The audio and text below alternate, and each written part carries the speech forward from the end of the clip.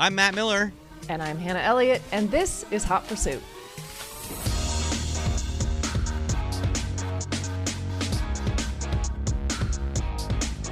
Today we have a very cool, I guess, is he a guest still? He's I like friend feel of like the show. he's a friend of the pod at this point. Co-anchor, kind of. Co-anchor. Barry Ritholtz is going to join us because he's just finished a new book. How not to invest. All of the mistakes that you're making when you invest and how to avoid them. It's not specifically about cars, but since it's Barry, there's probably a lot in it about cars and movies and rock and roll and like cool stuff that Barry is always getting into. So first of all, Barry Ritholtz, you were going to tell us a car story like during the break. And I said, no, wait, tell us. You know me, I can't hold so back. Tell us the car story. So the electric EV, the electric EV911, it's How's quick. that going? Well, there's a couple of little tweaks it needs to make. I can't quite get the heat to work. Turns out there's just a little connecting line that came loose. But given that it's supposed to be 400 horse, and I know how much additional weight the batteries and the motor puts, like I've been in a bunch of other EVs lately, and I thought the car was fast until I got into a Taycan Turbo S. Oh. And, my eyeballs get sucked to the back of your head. So I brought it to my regular 911 guy, they're just such car nerds, and they're super enthusiastic about what can we do to make this faster. And I also want to put on bigger brakes. The 87, you can't just drop a set of turbo brakes on it because the suspension, everything is different. But you could go to the bigger disc and a 4 caliber from a 2 caliber. And just the additional weight and speed. That car was 210 horse when it first came out. But anyway, I was complaining there's a little ring that on the sport button that doesn't light up. And it turns out that I wasn't engaging the sport button properly. There's a series of steps you have to do it. And the mechanic called me and he's like, this thing is now a rocket ship. So you better put those new brakes on because it's fast. Cool. So I'm really excited. So it's Cool. in your own custom-made 911 EV, you weren't properly putting it into sport. It's quick. It's fast off the line.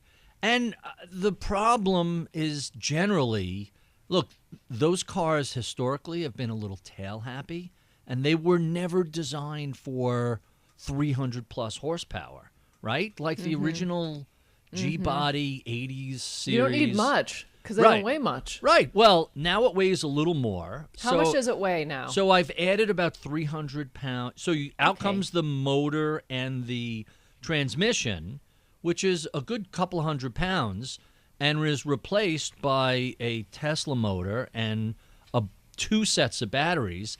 And so net, you're plus 300 pounds. But it's much more center of gravity oriented and much lower, much more center of the car. It's no longer a 70-30. It's more like a 60-40. And the center of gravity is now very low. The problem is those aren't exactly big fat tires, and a little bit of moisture on the ground, or if you make the mistake of stomping on it with the steering wheel not dead straight, Gotta it's be like, smooth. whee! Yeah. Right. How much are you driving it in the winter time? Not much, although we've had it's been a surprisingly cold winter in New York, although we had a couple of days.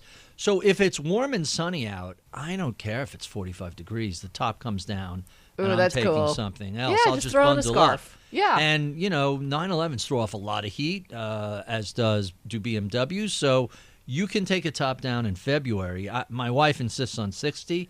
I'll take the top down at like 45, 50. You just have to, have gloves on and really cool. be dressed. I've been driving in this Corvette that I'm driving with the top down. Yeah. And it's been, 40 or 50, but I don't care. And, the more modern a car is, like the neck scarf from I was just Mercedes, and Does just the the Vet heated have steering an wheel air and scarf? seats. Yeah, no, mine doesn't. Well, I know yours doesn't. How about I'm you? assuming the Vet doesn't either. Matt. No, it doesn't. It's But more a it doesn't. Mercedes It's such a small amount of openness, if that makes sense, right? Because think about how tight of a two-seater a Corvette is, and the convertible only a little bit goes open. I just saw something on the new 12Cilindri, the Ferrari. They even have these little arrow right behind the buttresses that back your head to prevent air from coming into the cabin, because when you're put 800 horsepower when you mash the pedal into the carpet, the last thing you want is just a disruptive breeze. So I guess and people have been very, very. I don't know if you've gotten to that car yet, Hannah, but oh, honey, I drove that car in Italy. Oh, you did? I mean, oh yeah, I love. I'm a big fan. I mean, I like the styling styling in Miami. Yeah, I like the styling of the 812 better, but this is supposed to be a much more refined ride. Extreme. It is one of my all-time favorites. This Great or car. the 812? The 12 cylinder. Yeah. The 12Cilindri. Well, I wish it had the I wish it had the lines of the 812 with the refinement of the new one. I like the line. It's not for you? No, it's not bad. Yeah. It's interesting. It's modern. It's fresh. It's clean looking. Yep. The 812 is just if this is me being a little boy liking the big muscular. I agree with you. Front engine. I much prefer. Looking. I think the 12-cylinder is a little bit more. I don't know if feminine is the right word. It's smoothed out and it's cleaner looking. It takes a more refined palette, I would say. A more evolved palette. I feel like I feel like we have discussed this. Right, Matt? Yeah, no, we have. And I think it's true, though. It's true. The 812, it hits you like a sledgehammer. You look at that and you're like, God damn. I'm a sucker for those twin round taillights. Also on important. Both sides. Agree. Yeah. Love that. But, and by the way, and Hannah and I have talked about this before as well. It's so important to have like a signature kind of taillight look to a car that's recognizable. Completely agree. And now they're just lines. They're just tiny, thin, stripy. I like things. them both, but I think the 812, yes, it's definitely for the little boy in the room. That's right. But I want to get back to your comment on brakes, because I had a couple of observations. One is, I talked about this last week, that I was in Austin riding Harley Davidsons last week, and the first day I rode the Heritage and the Street Bob and the Fat Boy and the Breakout, and these have only one brake cylinder. I mean, only one brake disc on the wheel, right on the left side, because it's a profiling thing. They want you to look cool from the. But and I thought, wow, these 700-pound motorcycles actually stop okay with just one disc. But then the second day I rode the Lowrider S and the ST, and they have the twin discs and the Sport. Different story, right? A completely different story. Yeah. I mean, like, the responsiveness and the feel was amazing. And then, so I was thinking more about brakes when I got home and I got in this Corvette. And I asked GM if I could test out the base Corvette C8. I mean, it's still the 3LT, but it's like just the normal no Stingray. bells and whistles. Not the Z06, not the E-Ray, not the ZR1. I do want to drive those as well. But the braking is the most fun part. The brakes are so much fun to mash down. So I'm, drag racing on the Bronx River Parkway, trying to get up to 100 just so that I can mash the brakes down as hard as I can, because it's so good. I've had that same experience with the R8, that if you ever have to slam on the brakes in emergency, like, you are shocked at the stopping distance, like, wow. And I don't know if it's because it's a mid-engine car or Audi just knows how to beef up the brakes. Good point. I the wish they would. mid-engine-ness. Yeah. They need to update that car. I mean, that car Isn't it going so away? Old. Yeah, it's gone. Yes. Yeah, it's I done. mean, it's a 10-year-old, 15-year-old car. Yeah. Let's get something new, Audi. Come on. They should. Bring it up. They should. Right? Also, I would like to drive more Audis. I don't ever see one or get one. They have a sister company you might be familiar with called Porsche. Yeah. And they don't put their engines up in the front most of the time. So it's pretty cool. I know people who insist that the Cayman is a better driver than Yeah, those the people are 911. professional drivers. Yeah. I've had, I can't tell you how many driving pros have told me they prefer the Cayman because it's more predictable and balanced. Well, it's around the mid-engine, track. not rear Yeah, engine. But that's what's balanced. amazing is if you put a Cayman up against a G50, 80s or a 911, they're the same size. The new 911s, they've just gotten so swole. They're really. Those You don't hips- realize how big they Those are. hips don't lie. Yeah, they just get big. They've just gotten bigger and It's bigger. the Kim over the years. Kardashianification of cars, I think. There's something in there where we could track the idealized female form along the years as it corresponds to the form of a car. I like where you're going with this. All of a sudden, I'm paying very close attention. Yes, And yes. It's what's the miniskirt index? There's yes, something. that's it's Mario something Gabelli, similar. right? No, exactly. not Mario Gabelli. It's the same guy who invented, and his name will come to me in a moment, who invented the magazine cover index. He passed away not too long ago, where the longer a skirt is, the more repressed and generally dour economies tend to be. And when you get, those the mini skirts, the super mini skirts that became very popular mid-'60s, hey, you're at the end of the cycle. Everybody's got a ton of money and we're all out partying. And that's late days. Not quite late capitalism, but late cycle indicator. I see. I thought it was Gabelli Yes. because he says that when I've had him on in the past. Let me tell you exactly. But in any case, I think This it's is a great fascinating to segue think into of- Barry's book, I feel like, because we're sort of talking about the economy. Good and point, Barry yeah. has a new book out, which is kind of the whole reason we wanted to talk with you, as much as we also love your electric 911. Sure. I mean, How Not to Invest is a gripping title, and one that I personally need to talk to you about, because it's all about reducing mistakes.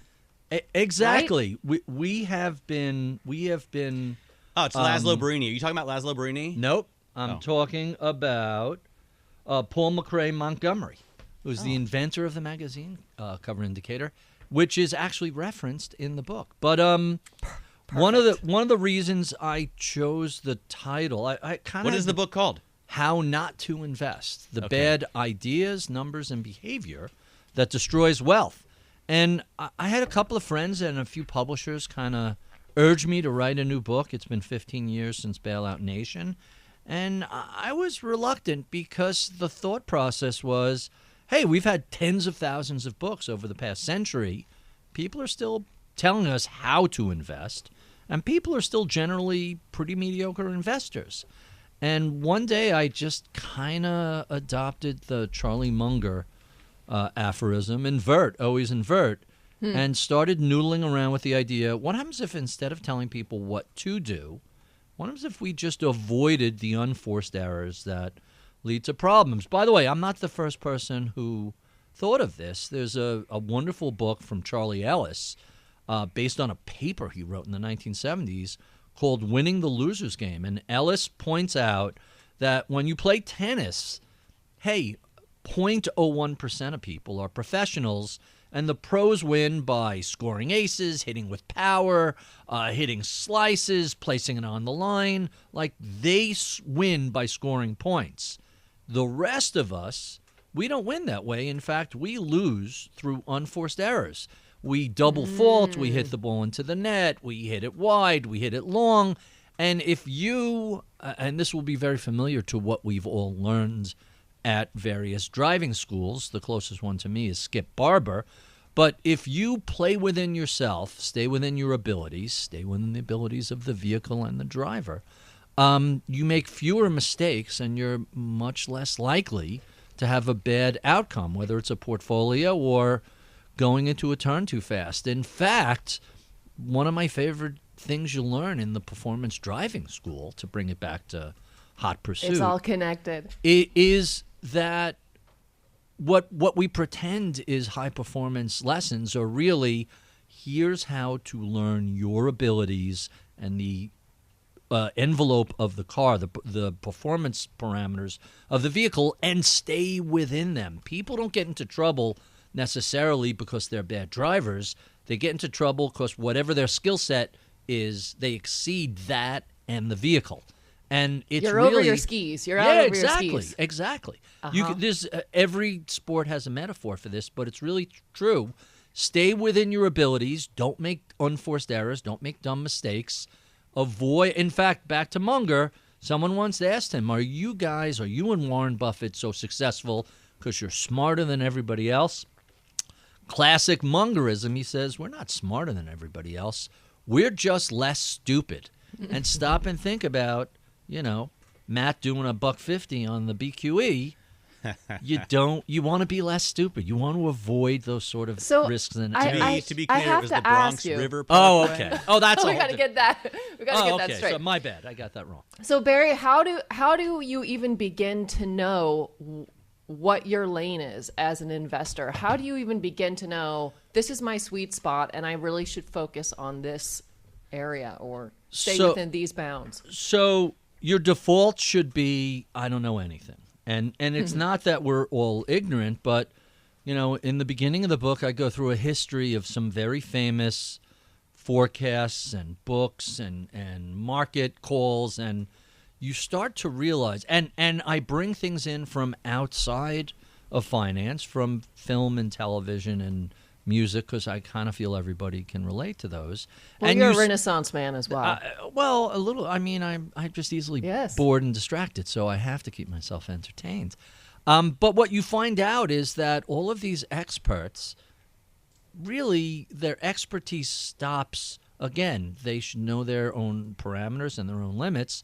And so one of the examples in the book is, the Beatles come on Ed Sullivan, and by the way, this is the second or third time their manager tried to get them on, and they just kept getting turned down. In fact, Capitol Records, despite all these number one hits in the UK, refused to release Beatles singles here, because the guitar music is on the way out. Obviously, Ed Sullivan's show was a giant platform for breaking new acts, and they were just being opportunistic when they finally, in anticipation of the show, released a bunch of singles, and they all went to number one. But the reviews of the Beatles showing up on Ed Sullivan were hilariously, embarrassingly wrong. No harmony, no vocals. All I could see is a bunch of hair. Guitar music isn't going to be around much long. Don't think about the Beatles. They're not going to be around very long, and besides, they'll probably be bald soon. Just shocking. And no matter where you look, it could be film, it could be television, it could be books, it turns out that experts have a limited expertise, especially when it comes to predicting the future. So one of my favorite quotes from William Goldman, who wrote Princess Bride, and he was a sharp-eyed critic of Hollywood and media, is that nobody knows anything. When you're looking at the future, he points out everybody passed on Star Wars. Nobody wanted to make E.T. or Raiders of the Lost Ark. Or Rocky. Right? Famously. Yeah, you go down the list of all these things. More recently, it was John Wick, which has become a $2 billion franchise. The first John Wick was made for something like $20 million, which is, for an action movie, is considered modest budget. And the story is, and I've never verified this independently, but it makes sense, Keanu Reeves had to finance it himself, took a much lower salary, put up some money, got back-end points instead of just getting a big, A-list celebrity salary. And that's probably worth, God knows, close to $100 million to him. Just cool. I just want to point out that it's not nearly as good as Star Wars, Raiders of the Lost Ark, or E.T.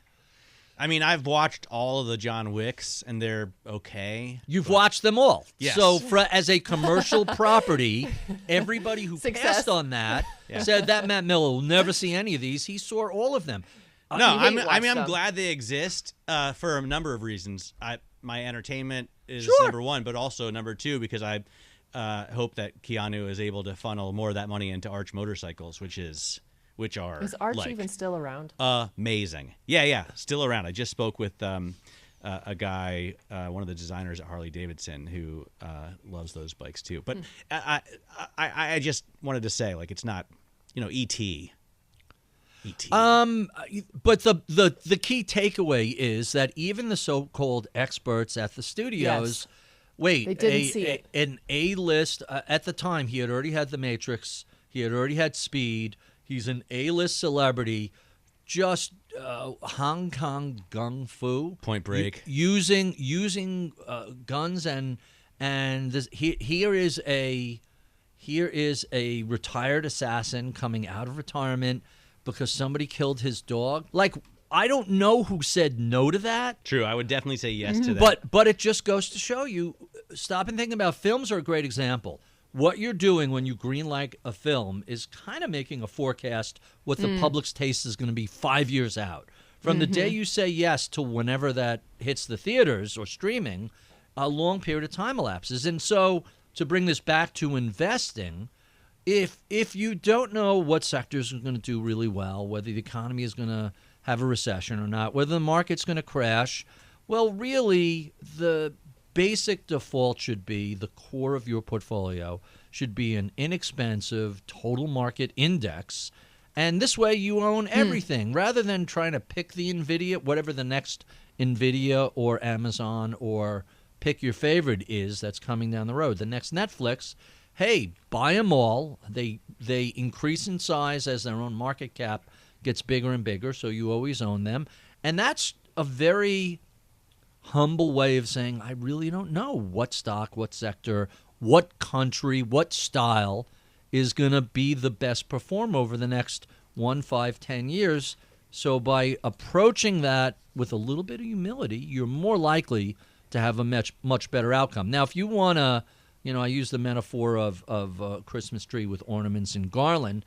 If you want to decorate that index holding with, here's a little momentum, and I want to own some India, and I think Europe is too cheap, and you want to hang some ornaments on that, hey, knock yourself out. But as long as the core 50, 60, 70% of what you're doing is a broad index, you're guaranteed to at least keep up with the market, as opposed to, the day every year we see all these runs of data. Active mutual fund managers, the majority of them underperform in 1 year. By the time you get to 5 years, it's something like 85%, and 10 years is over 90%. So rather than try and pick the manager, you're not going to pick the next Joe Tillinghast or Peter Lynch or Warren Buffett, especially when they're new and unknown. So at least have the core of what you're doing guarantee you're going to get some form of market performance.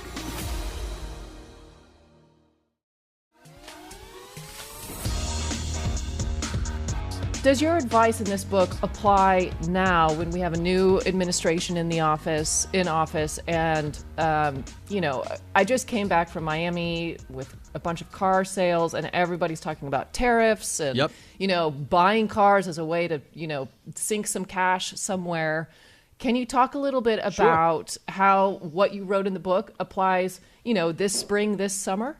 Sure. So there's a whole section in the book on why politics and investing doesn't mix, because politics, it tends to, especially partisan politics, tends to be a very emotional sport, and emotions are the enemy of good investing.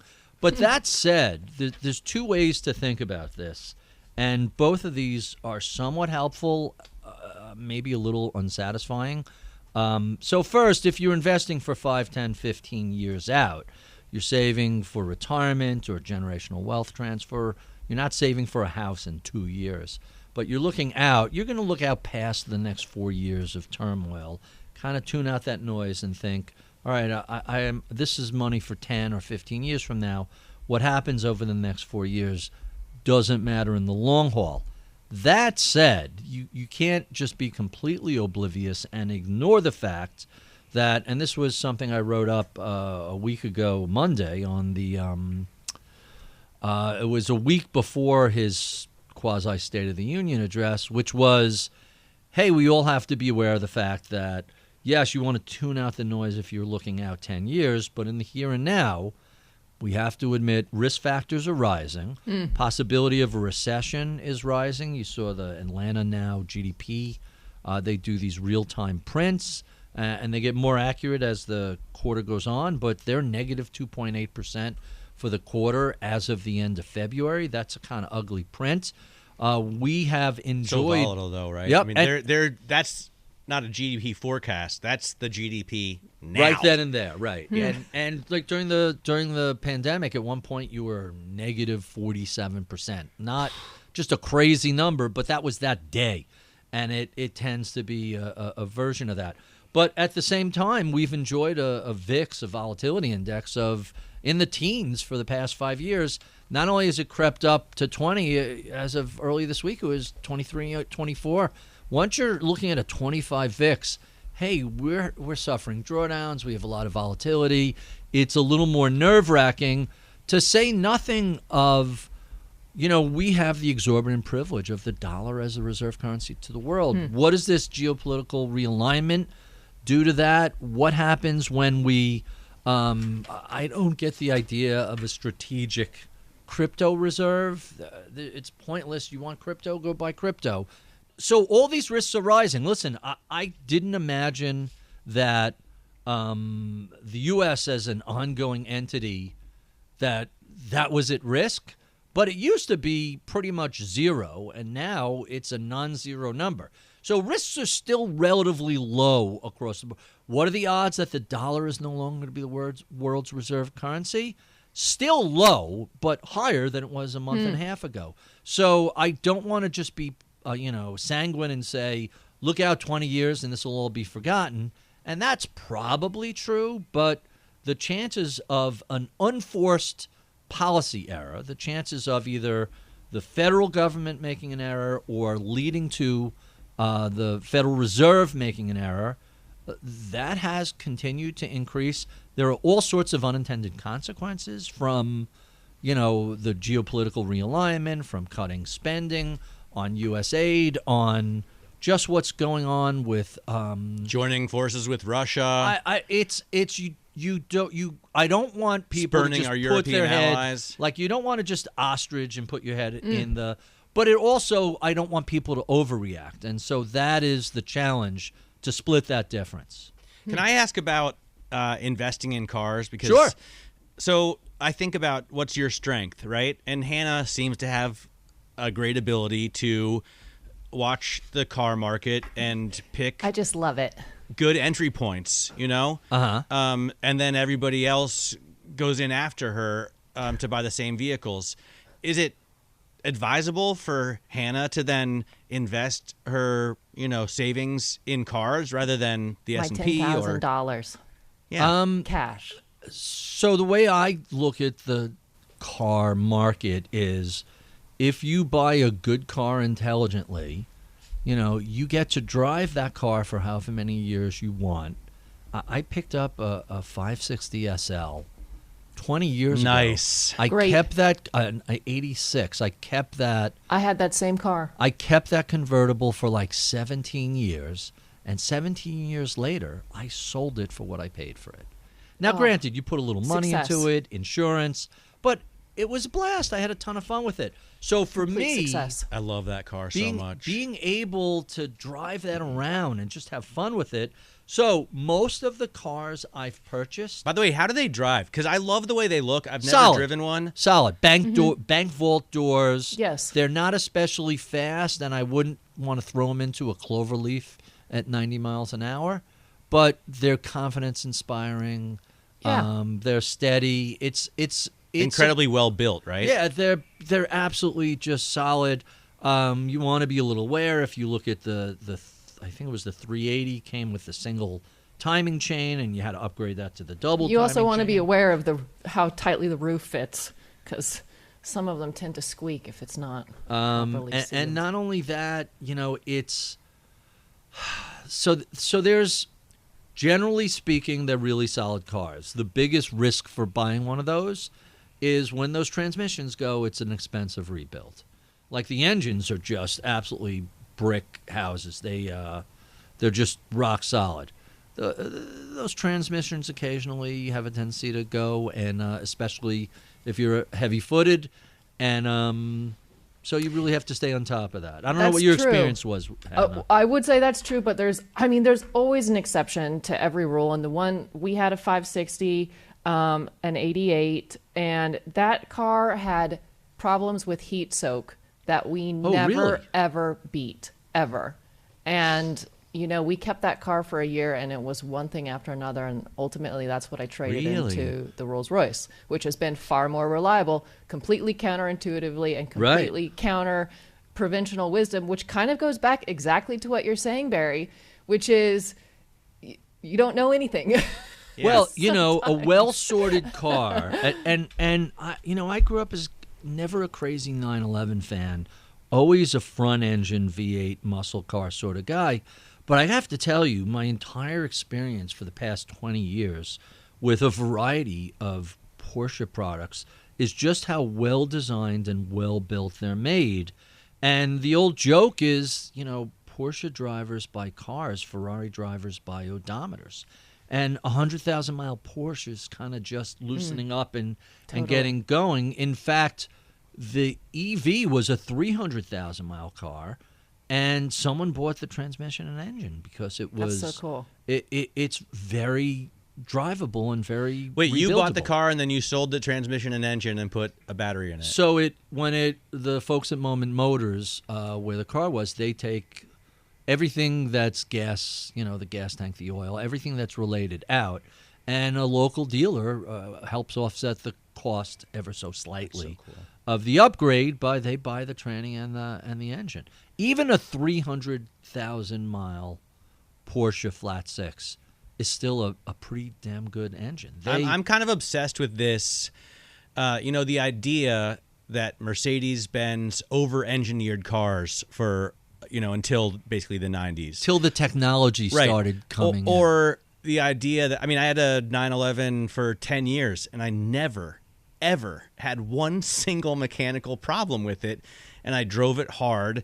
I drove it a lot, and I don't necessarily maintain vehicles very well. I'm not like a stickler for it. It's just so well built, and this is what I'm looking for in a vehicle. Yeah, it's not why I bought a Dodge Challenger, but I think it's so cool that at least at some point car makers said, I want to make sure this could be a dead man's car, right? I had Tom Wagner on this morning from Nighthead Capital on my TV show. And he said... Oh, we just swapped emails today. That's so funny. And he said... his involvement with Singer, right? Yes, exactly. Yeah. So I was talking we need to him... have him back on. I was talking to him about Singer, and I said, car guys always play this game like if you could build your dream car garage with 3 vehicles, what would it be? Or 4 vehicles. And I always have a Singer in there just because... A Singer, a Gullwing from the 50s, and I'd really have to think about what the third car would be. But my point is, I always pick that. And he said,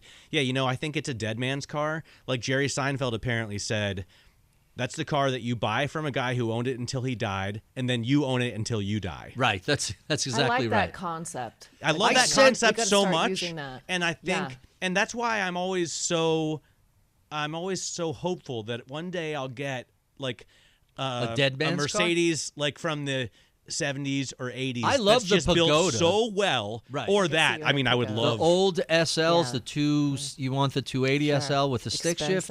Yeah.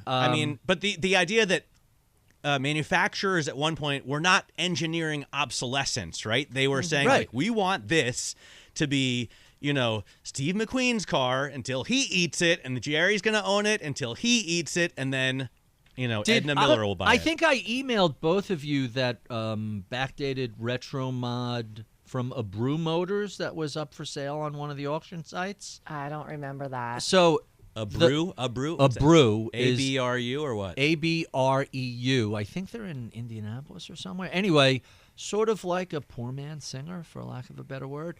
This thing, they repainted it in that sort of Lambo candy apple green. I don't mean you did. You did show me this. Right? I think you texted did I me. text it Yeah, or did I you texted email it me. to You both texted of me, you? yeah. Usually when I send something to one of you, I send it to both of you. We're a package deal.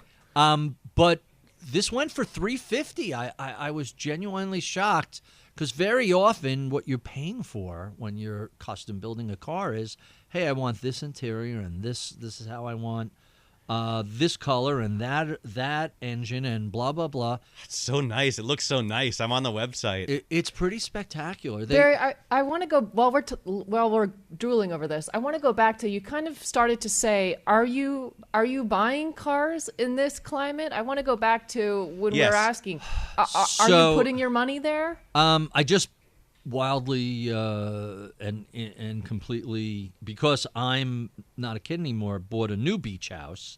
So the Cabrio is going to go out there. And by the way, I have a battery kill switch on that, and I could not touch that car for 2 months. Flick on the battery switch, and it just fires right up. That's Cool. the beauty of the 911.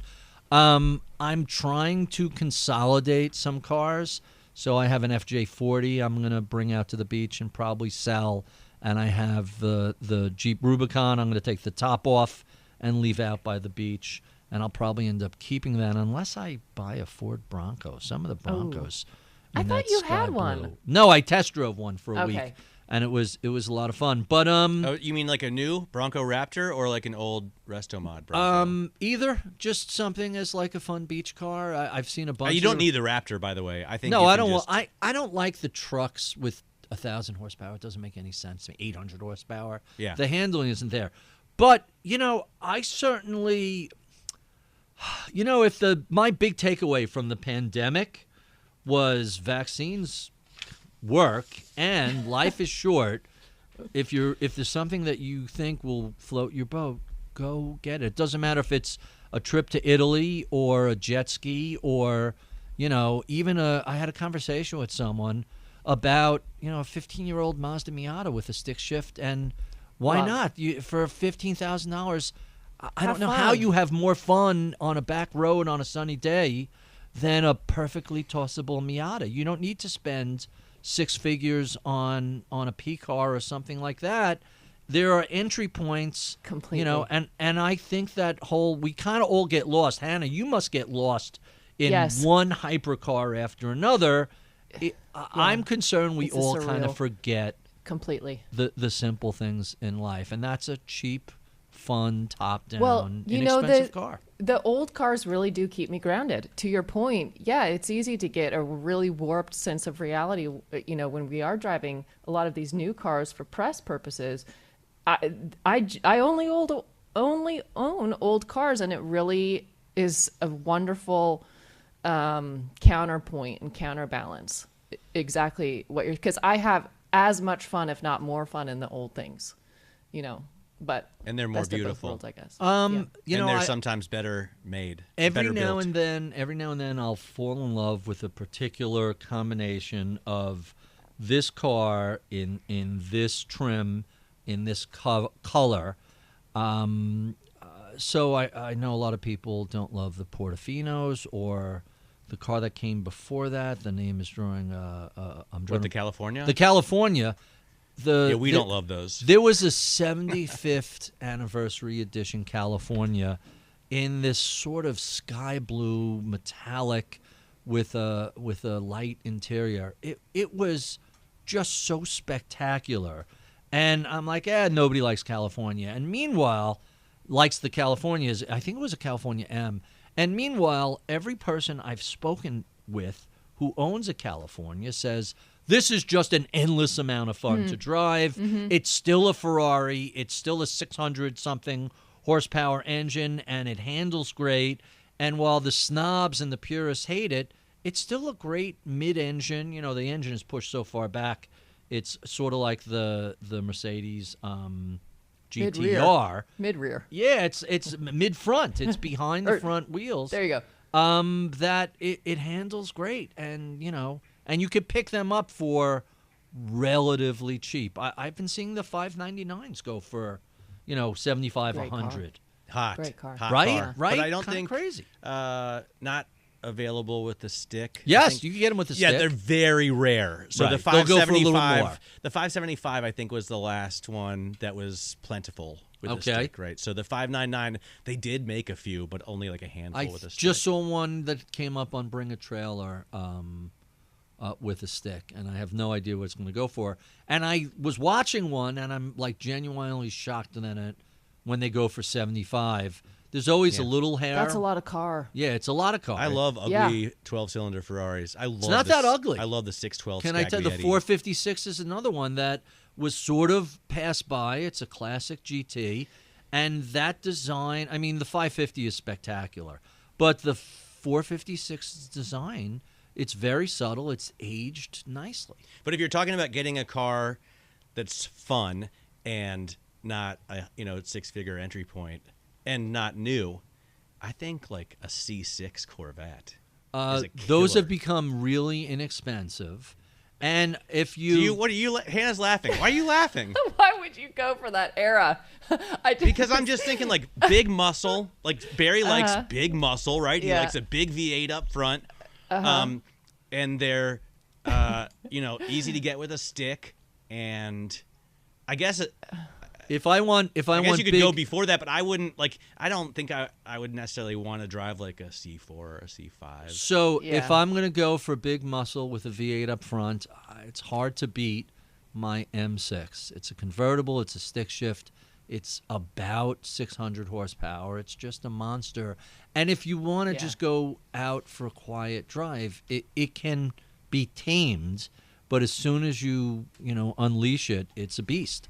And that really, really is a thing. The other thing that's kind of interesting is, do you go for fewer but better cars? So obviously, if you want to spend $50,000, $60,000, it's easy to find a well sorted out 911 that's 10, 15 years old, and that's a tough car to beat for $50,000 to $75,000. Well, if you're around collectors and you're around these people who really have been buying and selling for many years, that is the evolution of somebody who's slowly learning the business. Mm-hmm. I mean, you're simply describing the progress that people make as they get a little more savvy, a little more, a little more mature, a little wiser. Yeah, they go for fewer cars, the better examples. They don't go for the obvious stuff. They go for the more this is called growing up.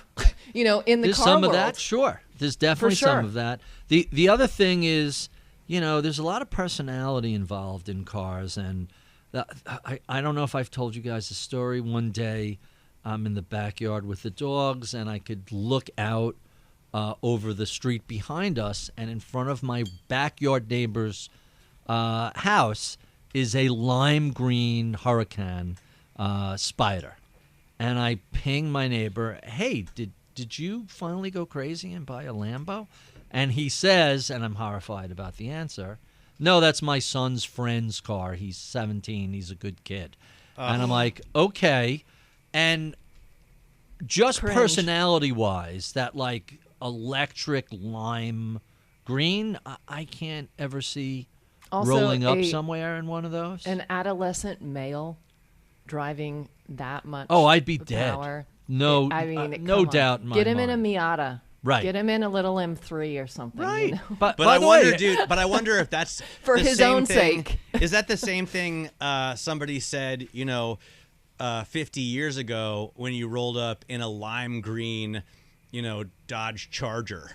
No, because the Charger never had that much horsepower. And I don't remember them coming in those probably colors. said it, but You'd have to paint it like that. That's factory stock. Look at me. I mean, it depends on who you are and how much. Oh, Dodge definitely had those colors. They had, I think, two shades of neon green. They had green go, right? And then they had. They still make those, or they did for the Challenger. They had purple. They had orange. I like the purple. The purple Charger was great. I love purple for a car. I'm playing. That's my wife's Panamera. I'm playing Amethyst with the C8 metallic configurator, and I'm looking at the purple. BMW is making a great purple these days. I just had True. Daytona Violet Metallic. Wow. They're calling it. I had it on the M5, actually. How'd you like the new M5? I liked it. I really liked it. They're only selling it as a hybrid now. Mm-hmm. They only sell it as a though, 6,000-pound hybrid, no stick. There's a plug. There's no stick. It's under 6,000 pounds. It's like 5,300 or so. Right. 717 horsepower. How much? 717. Wow, that's a lot of. Yeah. That's a lot of. It's a lot. That's it's a lot of go. car. Needs it. It's a big car. Completely. And the number one thing everyone was asking, how heavy? How heavy? Is it heavy? It does not feel heavy at all. It's really a feat of engineering on that thing. It's yeah. I always used to love that the early, like the late 90s, early 2000 M5s were wolf in sheep's clothing. That it looked like a respectable business person's car, but drop the hammer. Executive, and, for sure. You're just a yahoo screaming down the highway. Ya. Yeah, Completely. exactly. I think we have to wrap. It's sad, but we do have to wrap because we could talk to you all day, Barry. Have to go, unfortunately. Yeah, I actually host a podcast. I have to go get my guest. Masters in Business on Bloomberg Radio. I was actually spreading the word this morning because some people who didn't know much about Tom Wagner were like, hey, I want to learn more about that guy. And I was like, the number one place to go is Masters in Business. You had such a great interview with him. So interesting. Yeah. And Barry, I think your podcast is the number one Bloomberg podcast. Odd Lots gives me a run for my money, but they do 2 a week. So I think on a per capita basis, I think I'm still up there. It's what's kind of fun about the podcast, aside from the fact that I get people to speak to me for an hour and a half that normally would not give me the time of day, is that over the past July will be 11 years of doing that podcast. You were ahead of everybody. Is that how much Bloomberg has become podcastified? And there are dozens of not just interview podcasts, but serial podcasts and shorter form. And there's a handful of award-winning podcasts. It's really become a fascinating way to reach a very specific audience. Whether you want to go wide and broad or narrow and deep, you can reach that audience. And Bloomberg has very much picked up the baton and run with it, which I'm proud to take 2% credit for starting that process. Mm-hmm. Very cool. Well, congrats again on the book, How Not to Invest. I think it is being released on March 18th. That is correct. That's a big deal. All right. Well, that does it for us. I guess we can wrap it up here. I'm Matt Miller. And I'm Hannah Elliott. And this is Bloomberg.